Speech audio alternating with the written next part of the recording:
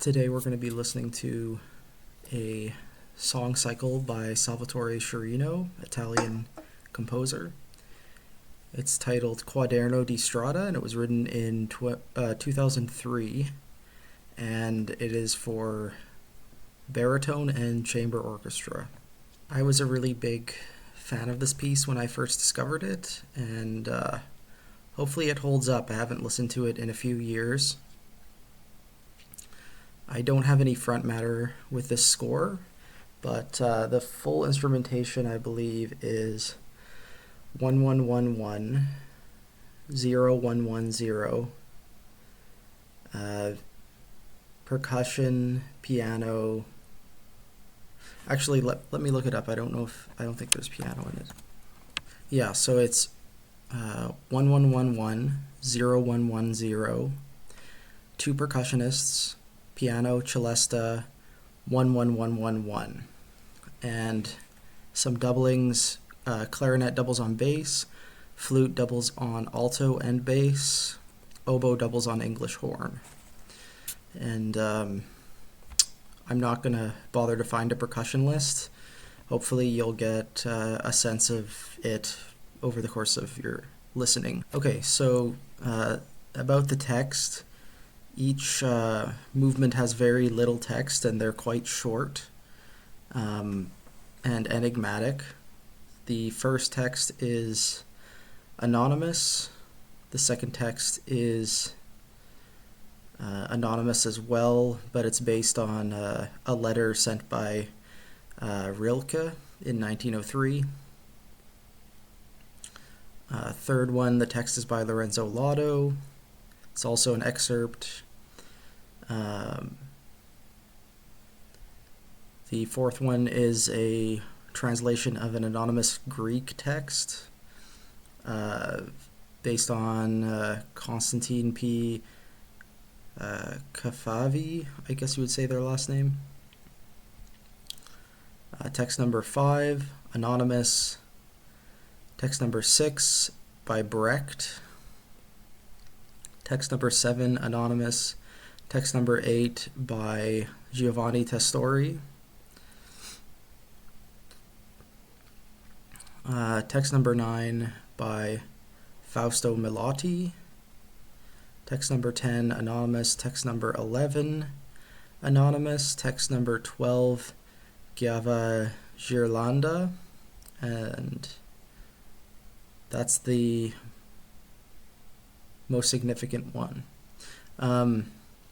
And then I think the 13th text is a proverb of some kind. So, yeah, very short enigmatic texts from throughout history, some of them incredibly old. And all of them are either originally in Italian or translated into Italian.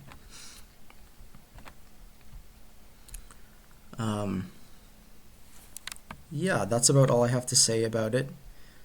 We have another episode on Sciarrino's music in the violin and piano series. I'll put an episode number at the bottom there.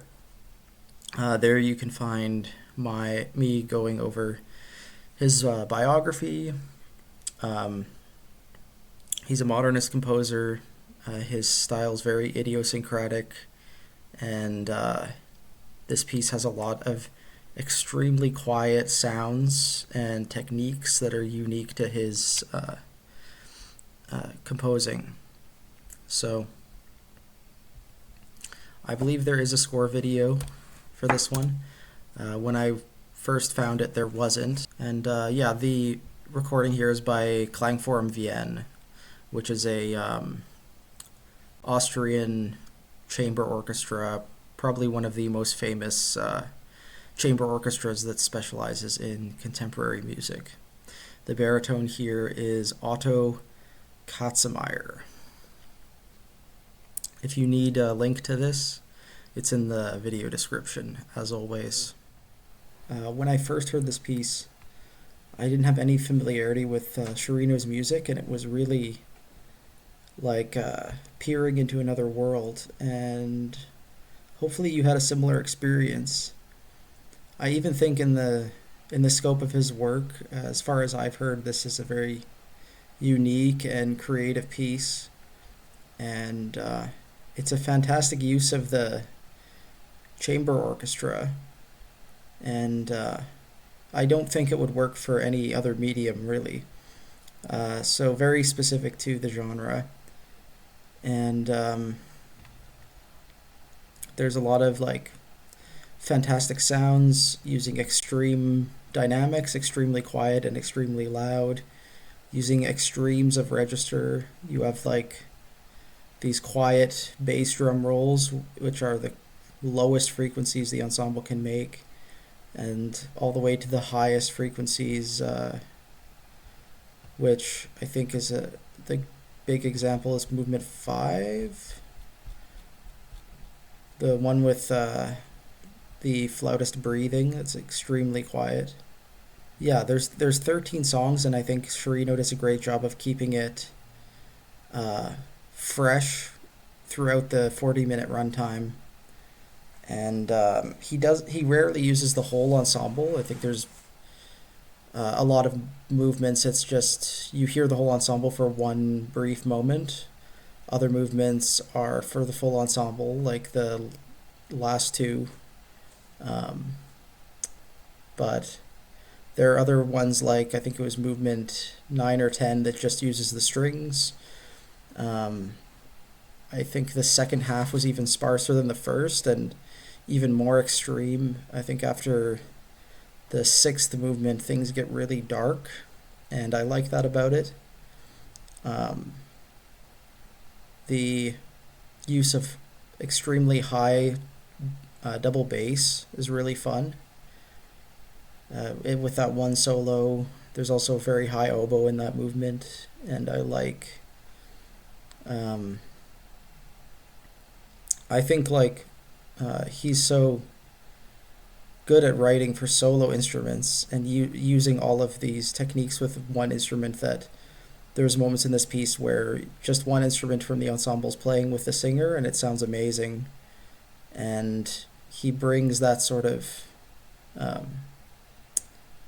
density and colorfulness to the rest of the ensemble as well. So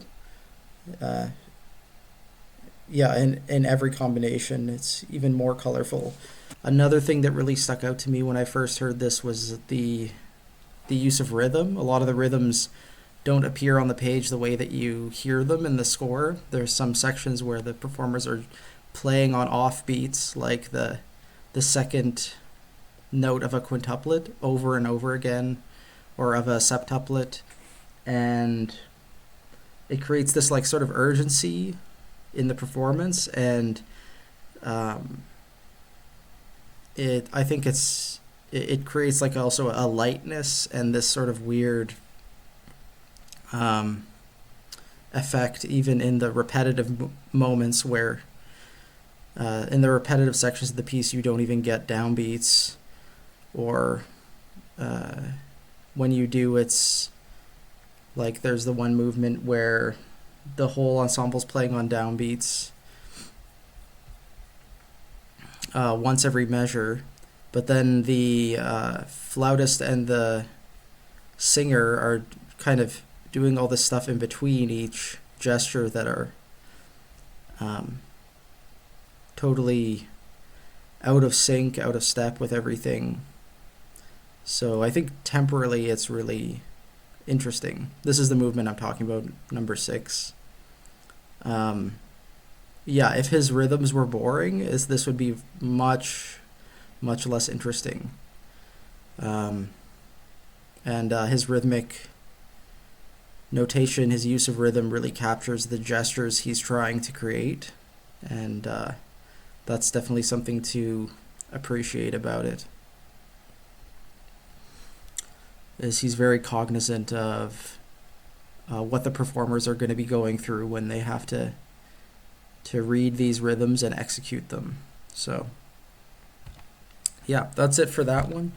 I think tomorrow we're going to look at another Javier Torres Maldonado piece, and then we might move on to Grise.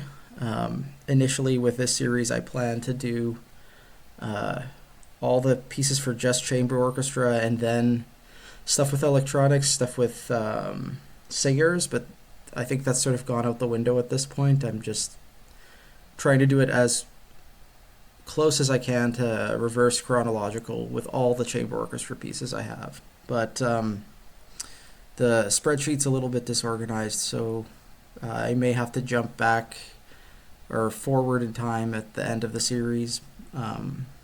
We'll see. But I think we're going to stay in 90s and early 2000s territory a bit longer because I just happen to have a lot of scores from that time period. So, yeah, that was our Sciarrino. We may have one other piece by him in the series, and I hope that you enjoyed either either discovering this piece with me or revisiting this piece with me, because I mean, I should be listening to this once a year. Honestly, it's just a real pleasure and something to keep in your mind as you compose, I think.